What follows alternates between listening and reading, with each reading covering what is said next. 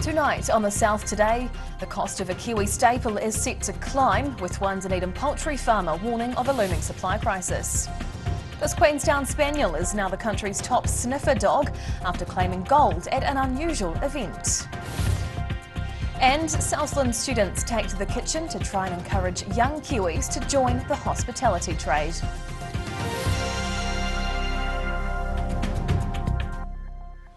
Kia ora, good evening. I'm Hannah Wilkins.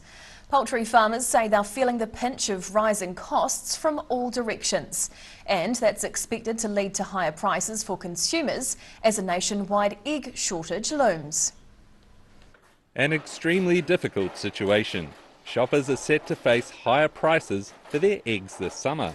Farmers say the skyrocketing price of chicken feed is just one of the factors impacting the nationwide supply of eggs in supermarkets. Cost of production is high with increased feed costs of all ingredients. Like grain is at 25% up. Bloom estimates there could be as many as 650,000 fewer laying hens in the country this year. He says changes to regulations, including the push towards free-range and colony eggs, are also to blame for driving some smaller producers out of business. Cost of compliance, particularly for small operators, small free-range operators, is just not worth the effort anymore. Bloom is scrambling to try and keep up with demands and is currently being forced to ration eggs between his competing customers. But with prices high and supplies limited, the nationwide shortage of eggs looks set to continue. In Dunedin, the South Today. A series of bollards have been installed outside Dunedin's Meridian Mall amid a spate of ram raids across New Zealand. These bollards at the George and Hanover Street entrances of the mall were installed about a fortnight ago. Owners, the Icon Group, say the company has been constantly looking at ways to improve the customer experience at Meridian Mall. A spokesman says with security issues seen elsewhere in New Zealand, the company thought it would be prudent to install these bollards at the mall entrances to protect customers, tenants and the wider community. It follows a growing trend of ram raids where people drive vehicles into buildings in a shock and awe tactic before stealing goods. A Dunedin-born English Springer Spaniel is following his nose for a country-wide competition. Travis teamed up with his Queenstown handler to compete in the National Police and Detector Dog Champs earlier this month. This dog's nose has been sniffing out bombs and awards. Travis is an English Springer Spaniel and new to his role as an explosive detector dog at Queenstown Airport. But his efforts are already impressing his handler. It's a 5-year-old Springer Spaniel. We've shipped him in from Dunedin and he's been operational with us for about a year now. So 1 year under his belt and he's doing really well. The 5-year-old canine teamed up with his handler Amon Nepi to compete at the 3-day National Police and Detector Dogs Champs in Upper Hutt. There was a lot of competition, but the pair triumphed to claim gold. All the agencies around the country, they whittle their best dogs down to a certain number and they'll send them to Trentham for the week, and then we all compete against each other, and the dog with the highest points at the end of the week is the winner. Travis was gifted to the security service last year after his original Dunedin owners struggled to keep him occupied. Everything that you don't want in a pet dog. All the naughty ones, the ones that just want to keep running and have got endless energy, and the ones we really like are the ones that do everything and love to play the game. Travis isn't resting on his golden laurels and is now back at work putting his keen sense of smell to good use. In Queenstown, the South Today.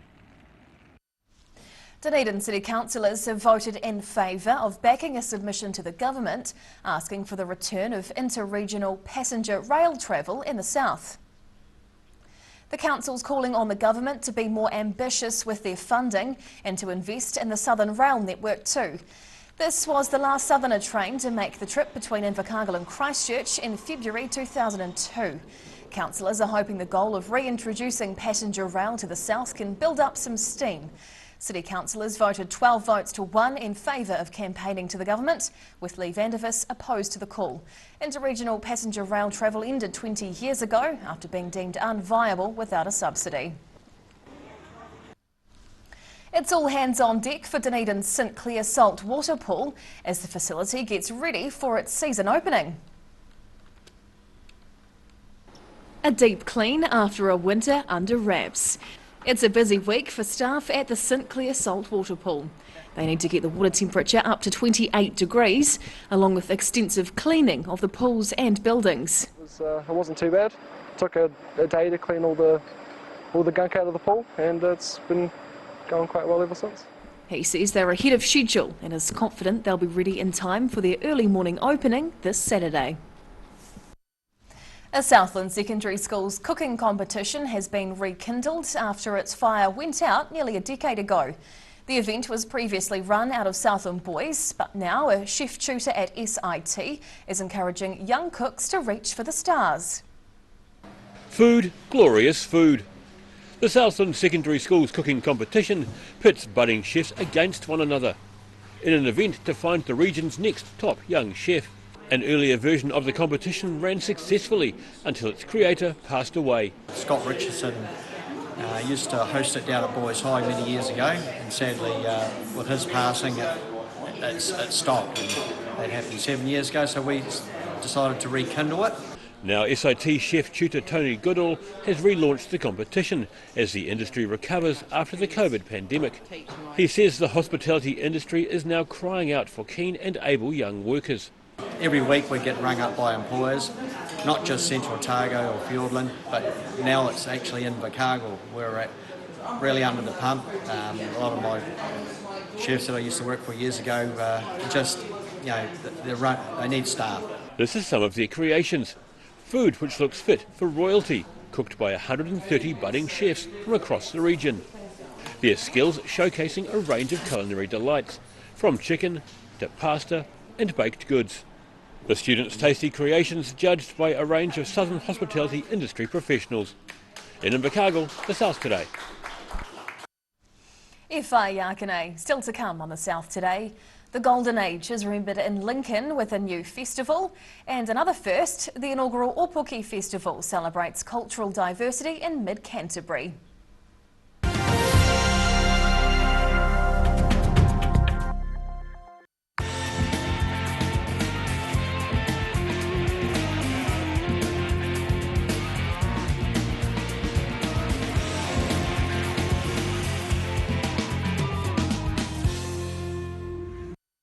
A poorly maintained heat pump can lose up to 35% of its output. The Mr. Heat Pump Cleaner team are experts. Their specially developed chemical wash is totally biodegradable. Call Mr. Heat Pump Cleaner and get the job done by the professionals.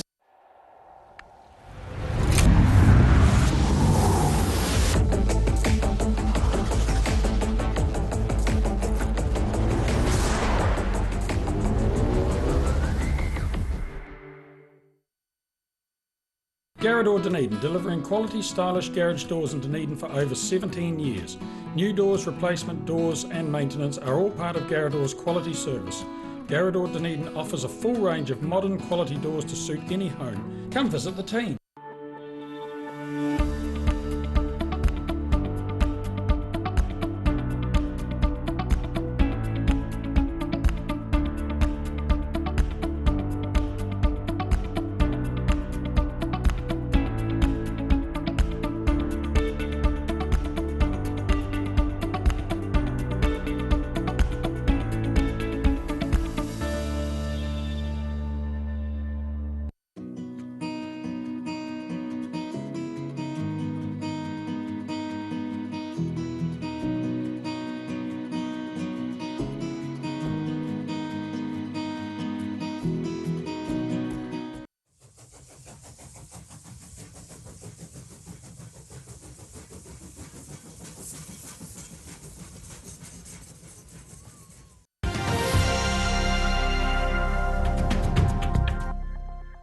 Tēnā koe, welcome back.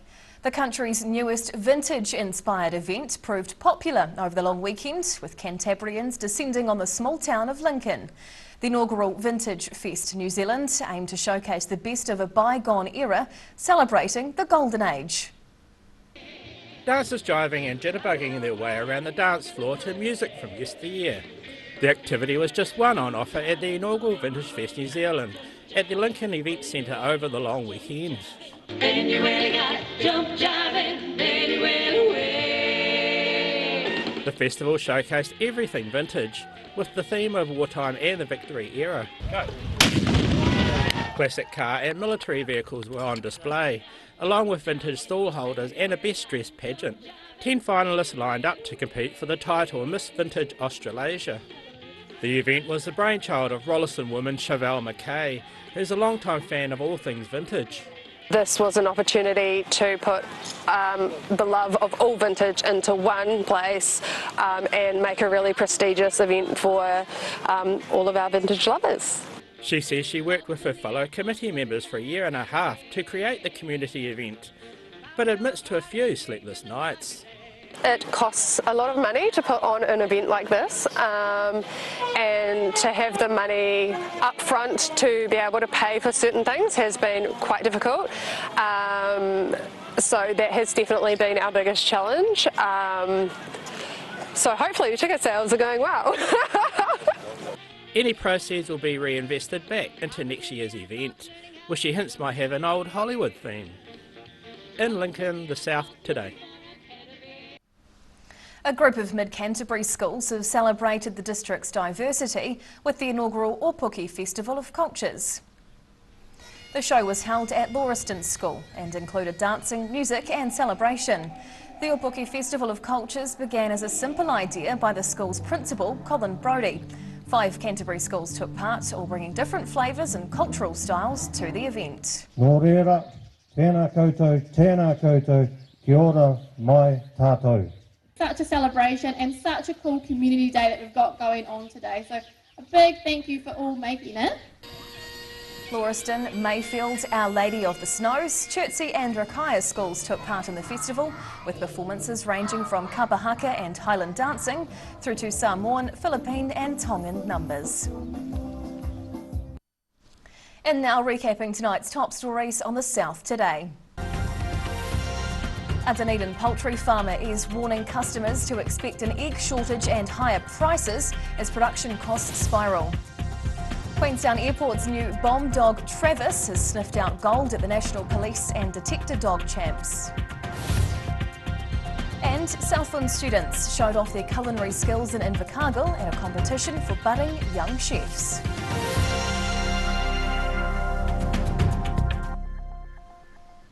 And now a look at what's happening in tomorrow's ODT, and we welcome the editor, Barry Stewart. Kia ora, Barry. Hello, Hannah. What can we expect in your paper? Well, a story about King Edward Court, which is the former King Edward Technical College, going back quite a few years now. Well, that's possibly for sale, and tenants of that facility fear that that could signal a potentially damaging blow to the Dunedin arts community. About 50 rooms at that facility are hired at a reasonably low rent to a variety of dance and photographers and the like. Arts facilities and things like that. So so there's concerns about that. So apparently it is for sale, and they're in discussions. So we'll watch that space. Local politics. Have you voted yet? Not yet. Have you? I can't comment. You can no, say I yes haven't. Or no, I haven't. Yes or no? No, I haven't, and I'm among. Well, it's down by about 50% at the same time the corresponding election period in 2019. Right. So, so a lack of interest is being shown there, or just slow off the block. So we're keeping an eye on those trends. That's kind of interesting, and. A new tourism venture for you. You can go to Gabriel's Gully in the future. Yeah. They are developing a $4.8 million destination experience. So plans for that were outlined at the Lawrence Tuapeka Community Board. So bring it on. Yeah, exactly. Lots Very in the exciting. paper. Thank you, Barry. And time now for a look at the weather. The South Today weather, proudly brought to you by MallMap, the skin cancer detection specialists. Looking at the situation, becoming much colder across the region tomorrow as chilly air from the Southern Ocean arrives, bringing some snow showers on higher ground and hail on the south coast. Heading to the top of the South Island. Wet with northerlies and 17 up in Nelson tomorrow.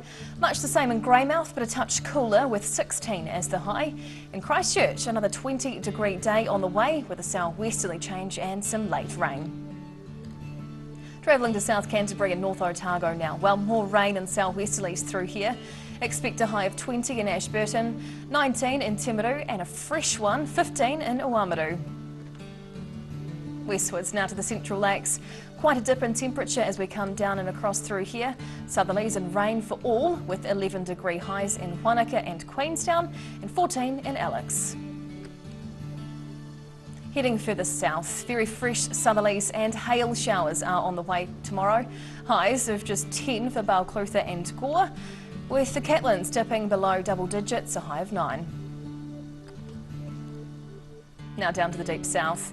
Rain easing to showers tonight in Invercargill with a low of 8. Then wintry showers and hail with southerlies tomorrow and a high of 9. By Friday things are on the up again, a fine and sunny day. Not overly warm though, the high 11 degrees. And lastly, heading to Dunedin. Northerlies and rain overnight with a low of 12. Overcast and wet tomorrow with fresh gusty southwesterlies, a high of 13. And Friday's looking clear again with sun and southerlies dying out, but up to 10 as the high. And that's the news this Wednesday. For the latest news and videos from the southern region, head online to odt.co.nz. And you can follow Channel 39 on YouTube to catch our news bulletins on demand. We'll see you again tomorrow. Ka kite a popo.